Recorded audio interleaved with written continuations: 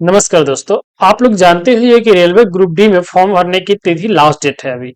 तो last date में form भरने में बहुत सारी परेशानियां आती है। हर एक परेशानी के साथ इस वीडियो में हम स्टेप बाय स्टेप जानेंगे कि कैसे फॉर्म फिलअप करें लास्ट डेट में। तो सबसे पहले हम इसके ऑफिशियल वेबसाइट पे आएंगे। ऑफिशियल वेबसाइट पे आने के लिए हम डिस्क्रिप्शन में इसका लिंक दे दी, उस पर क्लिक करके आप यहाँ पे आ सकते हैं। या आप सर्च कर लेंगे rrbapply.gov.in। जैसे आप ये सर्च करेंगे तो यहाँ इसके ऑफिशियल वेबसाइट पर आप चले आएंगे। यहाँ पे आने के बाद आपको इस प्रकार के ऑप्शन आपको मिलेगा। यहाँ पे आपको ऑप्शन मिलेगा लॉग इन क्रिएट अकाउंट।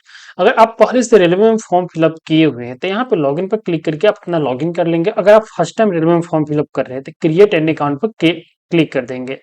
जैसे इस पर क्लिक करेंगे उस पर ओके का ऑप्शन है, ओके पर क्लिक कर देंगे। उसके बाद यहाँ पे आपको नेशनलिटी यहाँ पे चुनना है। तो जो भी आपका नेशनलिटी है, यहाँ पे इंडिया है तो इंडिया पे क्लिक कर देंगे। अगर आप नेपाल से भी तो भी आप ये फॉर्म फिलअप कर सकते हैं। इस बात को आप ध्यान में रखेंगे। तो इंडिया है तो इंडिया पे क्लिक कर देंगे। उसके बाद पर्सनल इन्फॉर्मेशन आपको फिलअप करने का ऑप्शन मिलेगा। तो यहाँ पे आप अपना फुल नेम फिलअप करेंगे। जो भी आपका नाम होगा अपना नाम यहाँ पे फिलअप करेंगे। इस प्रकार से अपना नाम यहाँ पे फिलअप कर देंगे। और उसके बाद यहाँ पे री टाइप फुल नेम, तो री टाइप में फुल नेम जो नाम यहाँ पे फिलअप किए सेम वही नाम यहाँ पे फिलअप कर देंगे। इस प्रकार से जैसे ही आप नाम फिलअप करेंगे तो यहाँ पे आपको टिक के निशान लग जाएगा। उसके बाद यहाँ पे कह रहा है कि have you change your name. अगर आपका दूसरा भी नाम है तो यस करेंगे और नहीं है तो नो पर क्लिक कर देंगे। उसके बाद आप अपना डेट ऑफ बर्थ यहाँ पे कैलेंडर के माध्यम से अपना सिलेक्ट यहाँ पे कर लेंगे। इस प्रकार से डेट ऑफ बर्थ यहाँ सेलेक्ट कर लेंगे। उसका retype date of birth same उस प्रकार से यहाँ पे रीटाइप में फिलअप कर देंगे। उसके बाद सेलेक्ट द जेंडर, आप अपना जेंडर यहाँ पे सेलेक्ट करेंगे। जो भी आपका जेंडर होगा अपना जेंडर यहाँ से चूज कर लेंगे। उसके बाद रीसेलेक्ट जेंडर में सेम वही जेंडर चूज करेंगे जो यहाँ पे चूज किए होंगे। उसके बाद फादर नेम का ऑप्शन मिलेगा। तो जो भी आपका फादर्स नेम होगा अपने फादर्स नेम यहाँ पे फिलअप करेंगे। वो री इंटर फादर्स नेम में सेम फादर नेम यहाँ फिलअप करेंगे। सेम वही फादर नेम यहाँ पे फिलअप करेंगे। उसके बाद मदर नेम फिलअप करेंगे। उसके बाद कॉन्टैक्ट डिटेल्स का ऑप्शन आपको मिलेगा। तो कॉन्टैक्ट डिटेल्स में अपना ईमेल आईडी यहाँ फिलअप करके जनरेट ओटीपी पर क्लिक करके जो आपके ईमेल पे ओटीपी आएगा ओटीपी यहाँ फिलअप कर वेरीफाई कर देंगे। उसका मोबाइल नंबर अपना फिलअप करेंगे और उसके बाद फिर से जनरेट ओटीपी पर क्लिक करेंगे और आपके मोबाइल पर फिर ओटीपी जाएगा। उसके बाद ओटीपी यहाँ पे फिलअप कर देंगे। उसके बाद यहाँ पे वेरीफाई पर क्लिक कर देंगे।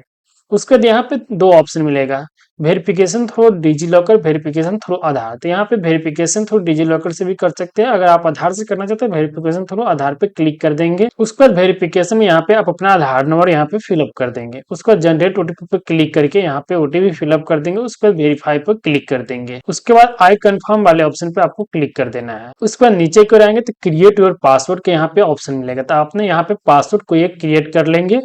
कोई भी 8 अक्षर का यहाँ पे आपको पासवर्ड क्रिएट करना होगा। तो कुमार @ 123, मुकेश @ 123 या क्रिएट @ 123 इस प्रकार से आप अपना पासवर्ड यहाँ पे क्रिएट कर लेंगे और दोनों पासवर्ड सेम यहाँ पे फिलअप करेंगे। जो पासवर्ड यहाँ पे क्रिएट करेंगे सेम कंफर्म पासवर्ड में यहाँ पे क्रिएट कर लेंगे। उसके बाद I have not the reward पर ऑप्शन पर क्लिक कर देंगे। उसके बाद प्रीव्यू एंड क्रिएट अकाउंट पर क्लिक कर देंगे। इसको आप प्रीव्यू करेंगे तो प्रीव्यू करने के बाद यहाँ पे सारा डिटेल्स आपका आ जाएगा। तो एक बार यहाँ पे आप अपना चेक कर लेंगे। चेक कर लेने के बाद आई हैव रीचेक पर क्लिक कर देंगे। उसके बाद क्रिएट एन अकाउंट पर क्लिक कर देंगे। उसके बाद प्रोसीड का ऑप्शन आएगा, प्रोसीड पर क्लिक कर देंगे। जैसे प्रोसीड पर क्लिक करेंगे तो आपका क्रिएट हो जाएगा अकाउंट। यहाँ पर सक्सेसफुल लिख देगा, यूजर यूजर क्रिएटेड सक्सेसफुल। उसके बाद आपको लॉग इन करना है। तो लॉग इन वाले ऑप्शन पे आप उसके बाद जाएंगे। लॉगिन वाले ऑप्शन पर जाने का लॉगिन विद आधार का ऑप्शन मिलेगा। लॉगिन विद आरआरबी अकाउंट, तो किसी भी थ्रू से आप अकाउंट लॉगिन कर सकते हैं। तो यहाँ पे हम लॉगिन विद आधार पे क्लिक करके लॉगिन करेंगे। तो लॉगिन विद आधार पर क्लिक करेंगे। उसके बाद जो मोबाइल नंबर आपका दिए होंगे वो मोबाइल नंबर रजिस्टर करते समय वो मोबाइल नंबर यहाँ पे अपना फिलअप करेंगे। उसका जनरेट ओटीपी पर क्लिक करके लॉगिन कर लेंगे। लॉगिन होने के बाद इस प्रकार से आपका एक पेज ओपन होगा। उसके बाद यहाँ पे आप देख सकते हैं इस प्रकार से लिखे हैं अकाउंट वेरीफाई विद आधार। उसके बाद ऑनलाइन एप्लीकेशन का ऑप्शन मिलेगा। इस वाले ऑप्शन पे आपको क्लिक कर देना है।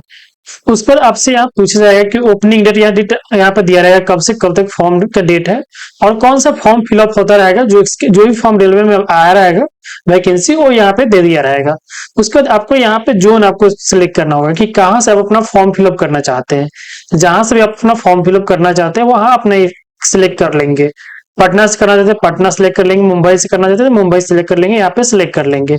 उसको यहाँ पे दोनों पे क्लिक कर देंगे। उस पर नेक्स्ट वाले ऑप्शन पे क्लिक कर देंगे। नेक्स्ट वाले क्लिक करने पर यहाँ पे पर्सनल डिटेल्स का ऑप्शन मिलेगा। तो यहाँ पे कुछ डिटेल्स आपको पहले से ही फिलअप रहेगा, तो अपने एक बार इसको आप चेक कर सकते हैं। उसके बाद आप नीचे को आएंगे। नीचे को आने के बाद यहाँ पे आपसे मैरिटल स्टेटस के बारे में आपसे पूछा जाएगा। तो यहाँ पे मैरिड है या अनमैरिड, मैरिड है तो मैरिड पे क्लिक करेंगे, अनमैरिड है तो अनमैरिड पे क्लिक करेंगे।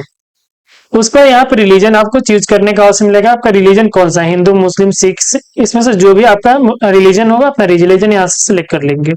उसके बाद मदर टंग यहाँ से पूछा जाएगा कौन सी मदर टंग आपका है, अपना मदर टंग अपना लैंग्वेज यहाँ पे चुन लेंगे। उसके बाद आपसे यहाँ पर जाएगा चॉइस और एग्जामिनेशन लैंग्वेज, आप एग्जाम कौन सी लैंग्वेज आप देना चाहते हैं, तो जिस भी लैंग्वेज आप अपना एग्जाम देना चाहते हो लैंग्वेज यहाँ से चुन लेंगे। उसके बाद यहाँ पे आपको विजुअल आइडेंटिफिकेशन यहाँ से पूछा जाएगा, कोई भी पहचान चिन्ह, यहाँ पे दो आपको पहचान चिन्ह फिलअप करना होगा, जहां भी जला हुआ या कटा हुआ का निशान होगा और यहाँ पे पहचान चिन्ह फर्स्ट और सेकेंड दोनों में पहचान चिन्ह अलग अलग यहाँ पे फिलअप कर देंगे।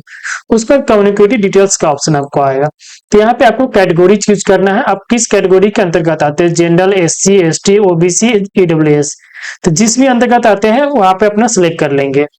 अगर जनरल से आते हैं तो जनरल अनरिजर्व पर क्लिक कर देंगे, अगर ओबीसी से आप आते हैं तो ओबीसी पर क्लिक करेंगे।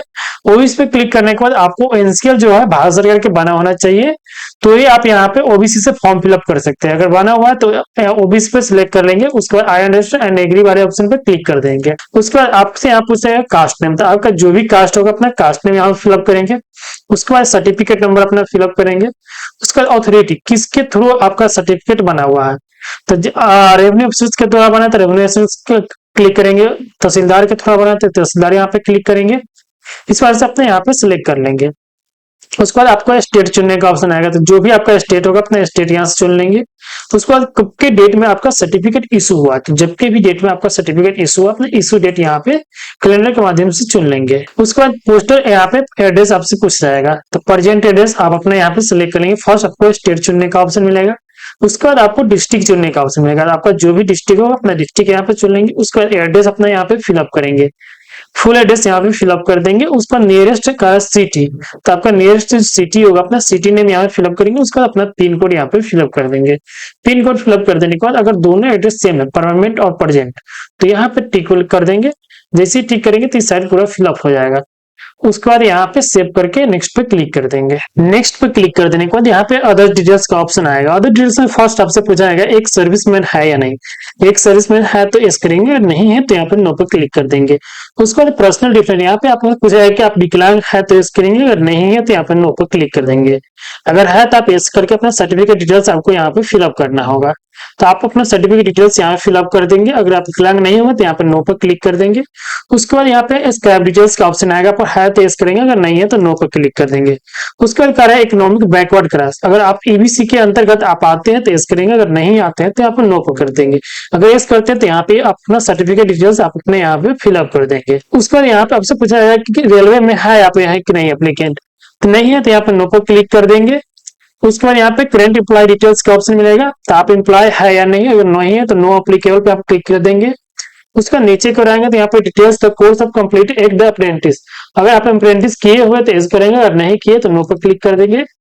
उसके बाद नीचे आएंगे तो यहाँ पे बैंक डिटेल्स का ऑप्शन मिलेगा। यहाँ पे पहले बैंक अकाउंट फिलअप करने का ऑप्शन आता था, तो यहाँ पे आप जैसे ही आधार नंबर अपना यहाँ फिलअप करेंगे तो आपका जो बैंक आधार कार्ड से लिंक होगा, डीबीटी लिंक, एनपीसीआई लिंक होता है, जो भी लिंक होगा बैंक, यहाँ पे आपका बैंक शो हो जाएगा। उसके बाद आपको यहाँ पे बैंक डिटेल्स आपका शो हो जाएगा, जैसे यहाँ पे देख सकते हैं बिहार ग्रामीण बैंक यहाँ पे आधार कार्ड से लिंक है, एनपीसीआई लिंक, तो जो भी एनपीसीआई से लिंक रहेगा यहाँ पे आपका बैंक शो हो जाएगा।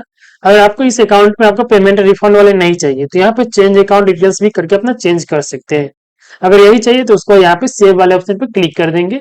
उसके बाद नेक्स्ट पे क्लिक कर देंगे। जैसे ही नेक्स्ट पे क्लिक करेंगे तो आपसे यहाँ पे आपको एजुकेशन क्वालिफिकेशन के बारे में आपसे पूछा जाएगा। तो यहाँ पे फर्स्ट आपको 10वीं क्लास के बारे में आपको पूछा जाएगा, तो यहाँ पे मैट्रिकुलेशन सिलेक्ट रहेगा। उसके बाद आपको स्टेट चुनने का ऑप्शन आएगा, तो अपना स्टेट यहाँ से चुन लेंगे। उसके बाद अपना डिस्ट्रिक्ट चुनेंगे, जो भी डिस्ट्रिक्ट से आप पास हुए होंगे।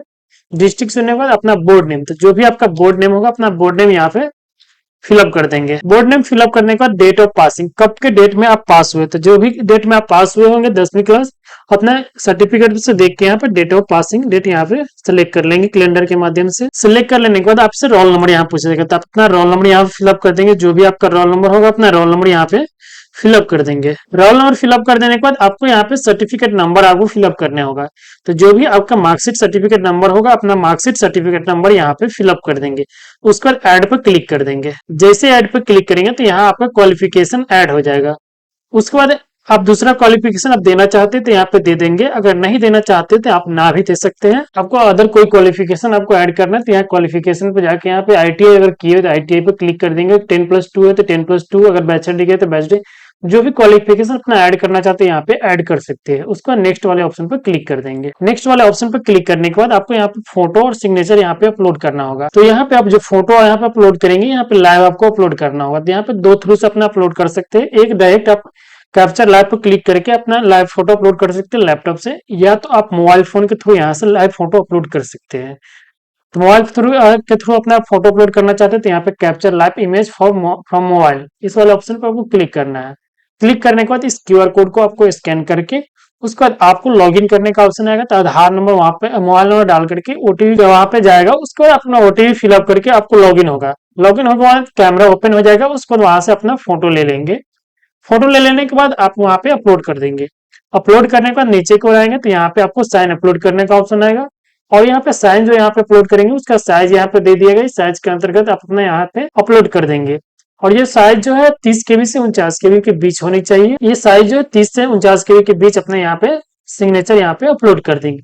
अपलोड कर देने के बाद आया है यहाँ पे अपलोड वाला ऑप्शन आएगा। इस पे आपको क्लिक कर देना है। उसके बाद नीचे को यहाँ पे सेव पर क्लिक कर देंगे। सेव और नेक्स्ट करने के बाद यहाँ पे प्रेफरेंस अन प्रीव्यू करने का ऑप्शन मिलेगा। तो यहाँ पे आपको सिलेक्ट करने पड़ेंगे। यहाँ पे इजिली जो जो पोस्ट के लिए आप रहेंगे वो सारा पोस्ट यहाँ पे आ जाएगा। सभी यहाँ प्लस वाले ऑप्शन पे आपको क्लिक कर देना है। जैसे आप प्लस वाले ऑप्शन पे क्लिक करेंगे तो इस साइड जो भी रहेगा वो सारा इस साइड आ जाएगा। यहाँ पे इस प्रकार से आपको आ जाएगा। उसके बाद यहाँ पे I have exercise and the checked वाले ऑप्शन पे आपको क्लिक कर देना है। उसके बाद आपको नीचे की ओर आना है और डिक्लेरेशन का ऑप्शन आपको मिलेगा। तो यहाँ पे आई हेयर बाई ऑल वाले ऑप्शन पर नहीं टिक लगा हुआ रहेगा तो इस पर आपको टिक लगा देना है। उसके बाद आपसे पूछा जाएगा इंटर द पैलेस। तो आपका जो भी पैलेस होगा जहां से आप फॉर्म फिलअप करें अपना पैलेस यहाँ पे फिलअप कर देंगे। पैलेस फिलअप कर देने के बाद यहाँ पे सेव पर क्लिक कर देंगे। उसके बाद प्रीव्यू एप्लीकेशन पर क्लिक कर देंगे।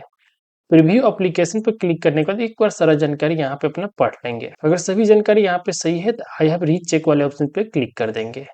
उसके बाद सबमिट पर क्लिक कर देंगे। वही आपको इसमें किसी भी प्रकार के आपको लग रहा है कि त्रुटि है उसको सुधार करने की जरूरत है तो एडिट वाले ऑप्शन पर क्लिक करके उसको आप सुधार कर लेंगे। अगर त्रुटि नहीं है तो सबमिट वाले ऑप्शन पर क्लिक कर देंगे। उसके बाद सबमिट का ऑप्शन आएगा, सबमिट पर क्लिक कर देंगे। जैसे आप सबमिट पर क्लिक करेंगे तो उसके बाद आपको यहाँ पे पेमेंट करने का ऑप्शन मिलेगा। यहाँ पे पे विथ एसबीआई ई पे आपका ऑप्शन मिलेगा। इस वाले ऑप्शन पे आपको क्लिक कर देना है। उसके बाद I agree and term and condition वाले ऑप्शन पर क्लिक करके प्रोसीड पर क्लिक कर देंगे। जैसे ही प्रोसीड पर क्लिक करेंगे तो यहाँ पेमेंट करने का ऑप्शन आएगा। तो यहाँ क्या चीज से आप पेमेंट करना चाहते हैं, डेबिट कार्ड, क्रेडिट कार्ड या बैंकिंग या यूपीआई।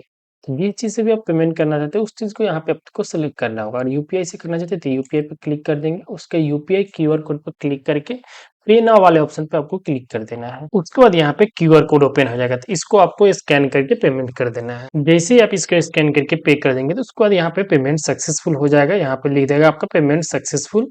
उसके बाद आपको नीचे को आना है। यहाँ पे आप प्रिंट करके इसको प्रिंट भी कर सकते हैं। यहाँ पे अगर आपको पूरा फुल एप्लीकेशन प्रिंट करना है तो इसके लिए आपको बैक यहाँ पे करना है। बैक करने के बाद आपको यहाँ पे एप्लीकेशन हिस्ट्री में जाना है। एप्लीकेशन हिस्ट्री में जाएंगे तो आपका जो पोस्ट नेम रहेगा या जो अप्लाई किए रहेंगे यहाँ पे आ जाएगा। उसके बाद पेमेंट स्टेटस यहाँ पे कंप्लीटेड दिखेगा। और उसके बाद वेरीफाई पेमेंट का ऑप्शन मिलेगा। उसके बाद व्यू एप्लीकेशन का एक आपको ऑप्शन मिलेगा। तो यहाँ पे व्यू एप्लीकेशन वाले ऑप्शन पे क्लिक कर देना है। जैसे इस पे क्लिक करेंगे तो आप जो फॉर्म फिलअप किए रहेंगे वो सारा डिटेल्स यहाँ पे आ जाएगा। इस डिटेल्स को यहाँ नीचे की ओर आएंगे। नीचे को आने के बाद यहाँ पे सबसे लास्ट में आपको ऑप्शन मिलेगा प्रिंट एप्लीकेशन। तो इस प्रिंट एप्लीकेशन वाले ऑप्शन पे आपको क्लिक कर देना है। जैसे ही क्लिक करेंगे तो यहाँ पे इसको आप सेव कर सकते हैं या प्रिंट भी इसको कर सकते हैं। तो आप इसको अपना सेव कर लेंगे। इस प्रकार से आप रेलवे ग्रुप डी का लास्ट डेट में फॉर्म फिलअप कर सकते हैं।